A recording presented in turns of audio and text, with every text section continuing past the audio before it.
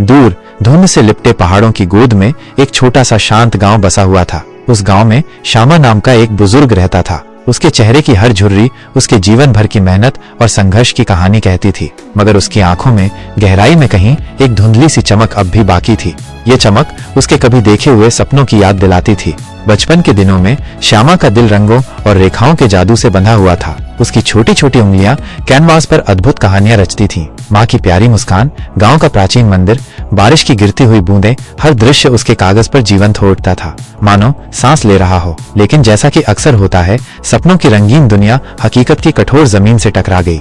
एक दुर्भाग्यपूर्ण मोड़ आया जब उसके पिता इस दुनिया से चले गए। घर की सारी जिम्मेदारी जो कभी हल्की थी, अब श्यामा के युवा कंधों पर आ गई। उसके प्यारे ब्रश जो कभी उसकी उंगलियों के साथी थे, एक पुराने बक्से में चुपचाप रख दिए गए। खेतों में मेहनत करते हुए दिन बीतते गए, मौसम बदलते रहे और जिंदगी अपनी सीधी राह पर आगे बढ़ती रही। सपनों की रंगीन दुनिया कहीं पीछे छूट गई। फिर एक दिन उसकी पोती नन्ही रोशनी घर की पुरानी अटारी में खेल रही थी। धूल से भरे सामान के बीच उसे एक पुराना बंद बक्सा मिला। उत्सुकता से उसने उसे खोला और अंदर झांका। धुंधले पड़ चुके चित्र, टूटी हुई पुरानी पेंसिलें और एक जिल्द वाली पुरानी डायरी देखकर उसकी आंखें फैल गईं। वो बक्सा लेकर दौड़ती हुई अपने बाबा के पास गई और मासूमियत से पूछा, ये किसके हैं बाबा? श्यामा ने एक पल के लिए अतीत की गहराइयों में झांका। उसकी आंखों में एक पुरानी याद तैर गई। फिर उसने धीरे से, लगभग फुसफुसाते हुए कहा, मेरा कभी था।